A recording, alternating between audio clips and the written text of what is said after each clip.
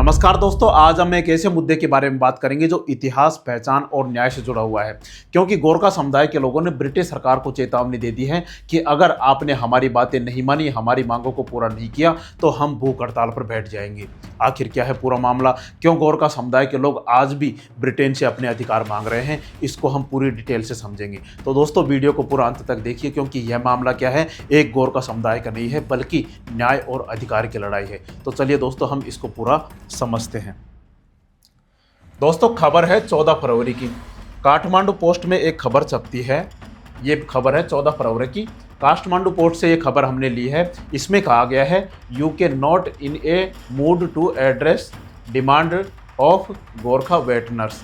अब इसमें क्या है कि ये 16 जनवरी को क्या हुआ था, Krishna Bahadur Rai chief coordinator of the British Gorkha Satyagraha united struggle community के ये चीफ हैं। उन्होंने ब्रिटेन के प्राइम मिनिस्टर से कहा है asking him to fulfil their demands by 31 March. अगर 31 मार्च तक आपने हमारी मांगों को पूरा नहीं किया तो हम भूख हड़ताल पर बैठ जाएंगे। कहाँ कहाँ बैठ जाएंगे? हम बैठ जाएंगे नेपाल में बैठ जाएंगे और यूके में बैठ जाएंगे। जिसके बाद ब्रिटिश सरकार सत्ते में आ गई है और उन्होंने कहा है कि आप भूख हड़ताल मत करो, हम आपके बारे में सोचेंगे, विचार करेंगे। ये देखिए दोस्तों, ब्रिटिश सरकार ने भी कहा है the UK ministry of defence has farmer Gorkha soldiers avoid hunger strike. इन्होंने कहा कि आप हंगर स्ट्राइक मत करो, हम आपकी मांगों को सुनने के लिए तैयार हैं। अब दोस्तों सबसे पहले हम समझते हैं कि गोरखा समुदाय के लोग आखिर ब्रिटेन में पहुंचे कैसे।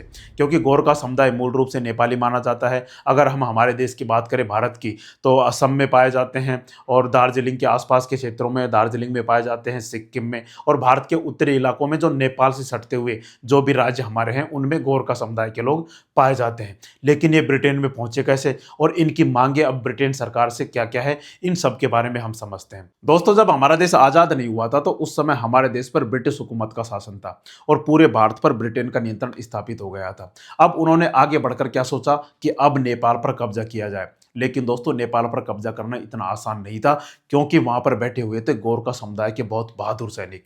अब अंग्रेजों ने नेपाल पर कब्जा करने के लिए कई बार नेपाल पर आक्रमण भी किया, लेकिन वो कभी सफल नहीं हो पाए। और अंतिम युद्ध जो हुआ था, अंग्रेजों ने काफी बढ़ चढ़कर बहुत भयंकर तरीके से 1815-1816 में नेपाल पर आक्रमण किया। 1815 और 1816 में नेपाल पर बहुत भयंकर आक्रमण किया और गोरखा समुदाय के सैनिक और अंग्रेजी सेना के बीच बहुत भयंकर युद्ध हुआ। यह युद्ध में गोरखा समुदाय के सैनिकों ने अंग्रेजी सेना को घुटने टेकने पर मजबूर कर दिया। अब दोस्तों इस युद्ध से क्या हुआ, अंग्रेज थे वो गोरखा समुदाय के जो सैनिक थे उनसे इतने प्रभावित हुए कि जब यह युद्ध समाप्त हुआ सुगोली की संधि के तहत, सुगोली की संधि के तहत यह युद्ध तो समाप्त हुआ, लेकिन अंग्रेजों ने क्या किया, गोरखा समुदाय के जो सैनिक थे उनकी बहादुरी, वीरता और युद्ध कौशल को देखते हुए अंग्रेजी सेना में इनको भर्ती करना स्टार्ट कर दिया। और उस समय सबसे पहले गोरखा समुदाय के लोग अंग्रेजी सेना में भर्ती हुए। यह एक तरीके से अंग्रेजों के लिए सबसे बड़ा जोखिम भी था, क्योंकि गोरखा समुदाय के सैनिक थे, उनसे अभी इन्होंने युद्ध किया था तो एक तरीके से वो दुश्मन भी माने जाते थे। लेकिन अंग्रेजों ने क्या किया, इससे बहुत बड़ा रणनीतिक और सामरिक दृष्टि से बहुत बड़ा फायदा उनको हुआ।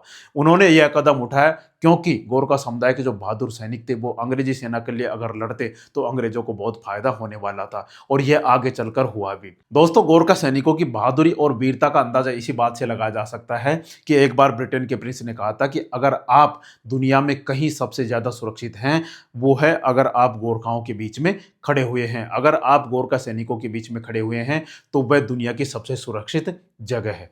दूसरा दोस्तों, गोरखा सैनिक ऐसे पहले सैनिक थे जिन्हें ब्रिटेन की रॉयल फैमिली की सुरक्षा के लिए तैनात किया गया था। इतना भरोसा था अंग्रेजों को इन गोरखा सैनिकों के ऊपर। अब दोस्तों जब हमारा देश आज़ाद हुआ तो आज़ादी के बाद गोरखा सैनिकों का भविष्य तय करना था। अब गोरखा सैनिकों का जब भविष्य तय करना था तो भारत सरकार, ब्रिटेन की सरकार और नेपाल की सरकार के बीच एक त्रिपक्षीय समझौता हुआ। उस समझौते के तहत क्या किया जाना था, उस समझौते के तहत जो भारत में जो भी गोरखा रेजिमेंट थी उनका बंटवारा किया जाना था। कि जो गोरखा सैनिक ब्रिटेन जाना चाहते थे, ब्रिटेन की सेना में रहना चाहते थे, या फिर भारत की सेना में रहना चाहते थे गोरखा सैनिक, उनका बंटवारा किया जाना था। अब उनका बंटवारा किस आधार पर किया गया उसको हम देखते हैं कि गोरखा सैनिक ब्रिटेन पहुंचे कैसे। यह समझौता नवंबर 1947 में हुआ था। इसका मकसद क्या था, ब्रिटिश भारतीय सेना में सेवा दे रहे गोरखा सैनिकों का भविष्य तय करना। अब इसका जो मुख्य आधार था वो क्या था?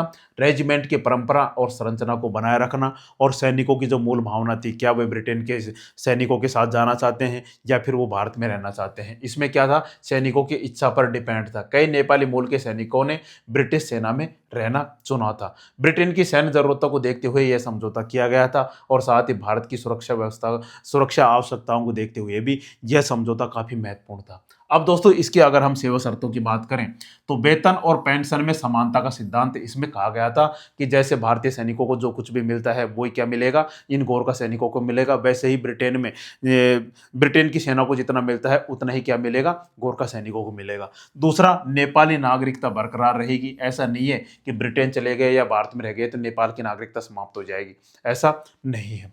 नेपाल सरकार की सहमति से भर्ती जारी रहेगी। दोनों सेनाओं में सम्मान और समान व्यवहार किया जाएगा। अब दोस्तों जब आज़ादी के समय कुल टोटल 10 रेजिमेंट हुआ करती थी हमारे देश में। टोटल कितनी थी? गोरखा सैनिकों की 10 रेजिमेंट थी। उनमें से जब बंटवारा किया गया तो उनमें से भारत के पास जो रेजिमेंट रही थी उनमें कौन कौन सी थी? पहली थी, तीसरी थी, चौथी थी, पांचवी थी, आठवीं थी और नौवीं थी। बाद में 11वीं बटालियन 11वीं रेजिमेंट भी बनी थी।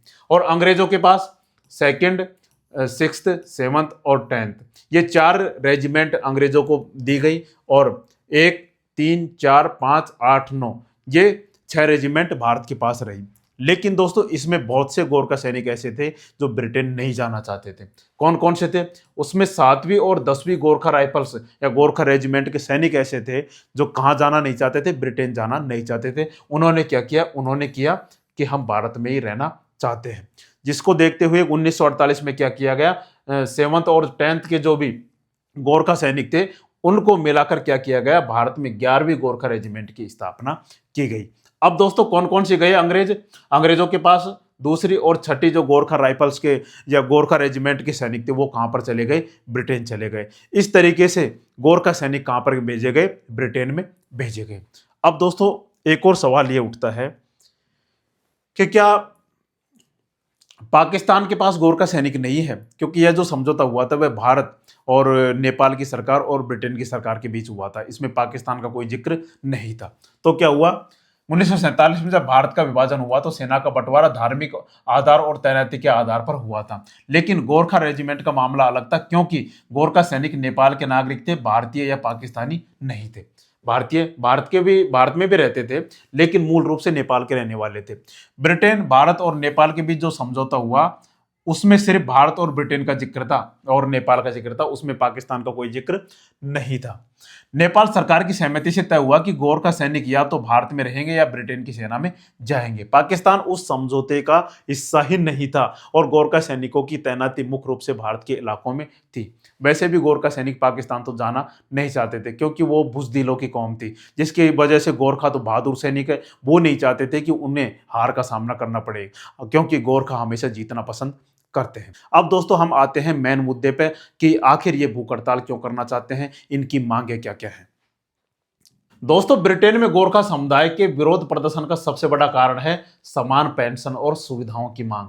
हाल ही में फरवरी 2026 में इन प्रदर्शनों ने एक बार फिर गति पकड़ी है क्योंकि गोरखा दिग्गजों ने ब्रिटिश सरकार को अपनी मांगों को लेकर एक नया अल्टीमेटम दिया है। अब दोस्तों अगर हम देखें तो समान पेंशन, इसमें क्या हुआ था? 1997 से पहले सेवानिवृत्त जो रिटायर हुए थे गोरखा सैनिकों की पेंशन उनके समकक्ष ब्रिटिश सैनिकों की तुलना में काफी कम है। 1997 से पहले जो भी गोरखा सैनिक रिटायर हुए थे उनकी पेंशन क्या है? जो भी ब्रिटेन के सैनिक है उनसे कम है। इनके साथ गोरखा सैनिकों के साथ ऐसा भेदभाव किया जा रहा है। गोरखाओं का कहना है कि समान रैंक और सेवा के बावजूद यह भेदभाव अन्यायपूर्ण है। यह है सबसे पहली मांग।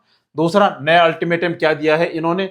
ब्रिटिश गोरखा संयुक्त संघर्ष समिति ने ब्रिटिश प्रधानमंत्री को पत्र लिखकर 31 मार्च 2026 तक उनकी मांगे पूरी करने का समय दिया है। मांगे न मानने पर भूख हड़ताल करने की धमकी इन्होंने दी है।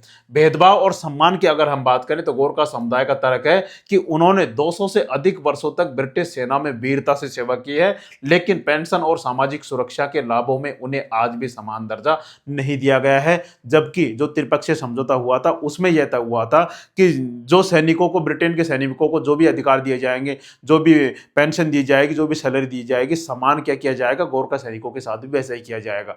जबकि हमारे देश में, भारत में तो वैसा ही होता है, गोरखा सैनिकों और हमारे देश के सैनिकों में कोई फर्क नहीं है। जबकि ब्रिटेन की सरकार में ऐसा हो रहा है, जो 1997 से पहले रिटायर हुए थे उनको क्या किया जा रहा है, पेंशन कम दी जा रही है, उनके साथ भेदभाव किया जा रहा है। परिवार और शिक्षा पेंशन के अलावा वे अपने बच्चों के लिए ब्रिटेन में रहने के अधिकार और स्थानीय छात्रों के समान विश्वविद्यालय फीस जैसी सुविधाओं को भी मांग कर रहे हैं। जैसे ब्रिटेन के जो स्थानीय लोग हैं उनके वो तो फीस में छूट दी जाती है, लेकिन गोरखा समुदाय के साथ ऐसा नहीं किया जाता है। तो बच्चों के साथ भी वहां पर क्या किया जा रहा है, भेदभाव किया जा रहा है, जिसकी वजह से इन्होंने अल्टीमेटम दिया है कि 31 मार्च तक आपने ऐसा नहीं किया, हमारी मांगों को पूरा नहीं किया तो हम क्या करेंगे, भूख हड़ताल करेंगे। अब इसको अगर हम आगे समझें तो देखिए कि अगर भूख हड़ताल शुरू होती है तो ब्रिटिश संसद में बहस हो सकती है, साथ ही मानवाधिकार संगठनों का दबाव बढ़ सकता है, अंतर्राष्ट्रीय मीडिया का ध्यान जाएगा कि आखिर ब्रिटेन में ऐसा क्यों हो रहा है, ऐसा भेदभाव क्यों किया जा रहा है। संभव है कि सरकार आंशिक समाधान दे या नई पॉलिसी लाए, लेकिन अगर मांगे अनसुनी रही तो आंदोलन और तेज हो सकता है। दोस्तों, यह मुद्दा सिर्फ पैसों का नहीं है, यह सम्मान, समानता और इतिहास के न्याय का सवाल है। गोरखा सैनिकों ने ब्रिटेन के लिए जान दी, आज वे सिर्फ बराबरी चाहते हैं। और बराबरी चाहने का हक क्यों नहीं है? क्योंकि 200 सालों से गोरखा सैनिक ब्रिटेन की सेवा कर रहे हैं और उनकी आर्मी में अपनी मुख्य भूमिका निभा रहे हैं। तो सवाल यह है कि क्या ब्रिटिश सरकार उनकी मांगे मानेगी या फिर संघर्ष और लंबा चलेगा। अब दोस्तों, इसमें एक सवाल यह और है कि 1997 में ही क्यों? क्योंकि उसके बाद भी गोरखा सैनिक रिटायर हुए होंगे या फिर गोरखा सैनिक भर्ती भी हुए होंगे। लेकिन दोस्तों, पहले भी काफ़ी बार प्रदर्शन किया जा चुका है। 2007, अगर 2009 की अगर हम बात करें तो 1997 के बाद जो भी रिटायर हुए हैं या जो भी भर्ती हुए हैं उनको तो क्या किया जा रहा है, ब्रिटिश सेना के जो वहाँ के मूल निवासी हैं, जो सेना में हैं, उनके समान वेतन और पेंशन दिया जा रहा है। लेकिन 1997 से पहले जो भी रिटायर हो गए उनके साथ भेदभाव किया जा रहा है। इसकी वजह से 1997 में ये क्राइटेरिया रखा गया है, जिसकी वजह से ये पहले भी भूख हड़ताल पर बैठे थे। क्योंकि दोस्तों, जैसे अगर हम देखें 1997 के बाद से ब्रिटिश सरकार ने नियम बदले और गोरखा सैनिकों को भी समान यानी पेंशन अब ब्रिटिश सैनिकों के बराबर मिलती है। लेकिन जो इससे पहले सेवानिवृत्त हुए थे वे अभी भी पुराने गोरखा पेंशन स्कीम के अंतर्गत हैं, जो बहुत कम था और अभी भी व्यवहारिक रूप से काफ़ी कम मानी जाती है, जो काफ़ी भेदभाव देखने को मिलता है। अब इसमें ब्रिटिश सरकार का क्या रुख है? भारत, नेपाल, ब्रिटेन की संयुक्त संघर्ष समिति के पत्र के बाद ब्रिटिश रक्षा मंत्रालय ने कहा है कि वे बातचीत जारी रखना चाहते हैं। वो चाहते नहीं है कि आप भूख हड़ताल करो। उन्हें गोरखा सैनिकों के सेवा और योगदान का सम्मान है, ऐसा उन्होंने कहा है। लेकिन पेंशन सुधार के लिए कानूनी और विभागीय कारक भी हैं जो ध्यान से देखने होंगे। वे आगे नेपाल दूतावास के साथ भी चर्चा करेगी, जो ब्रिटेन की सरकार ने ऐसा कहा है। सरकार का कहना है कि 2007 के बाद से अधिकांश गोरखा सैनिकों को समान पेंशन योजना मिली है और पुरानी योजना भी कई मामलों में तुलनीय है। हालांकि पूर्व सैनिक इसे समान नहीं मानते। 2007 में भी यह फैसला हुआ था कि 1997 के बाद से उनको तो बराबर पेंशन और वेतन मिलता है, लेकिन 97 से पहले वालों को नहीं मिलता है, जिसकी वजह से उन्होंने भूख हड़ताल की धमकी दी है। दोस्तों, आपको क्या लगता है, क्या गोरखा समुदाय के जो पूर्व सैनिक हैं, जो रिटायर हो गए, क्या उनको अपना अधिकार मिलेगा या नहीं मिलेगा? आप एक बार कमेंट करके जरूर बताएं। और हमारी जानकारी आपको अच्छी लगी हो तो हमारे चैनल को लाइक एंड सब्सक्राइब जरूर करें। जय हिंद, जय गोरखा।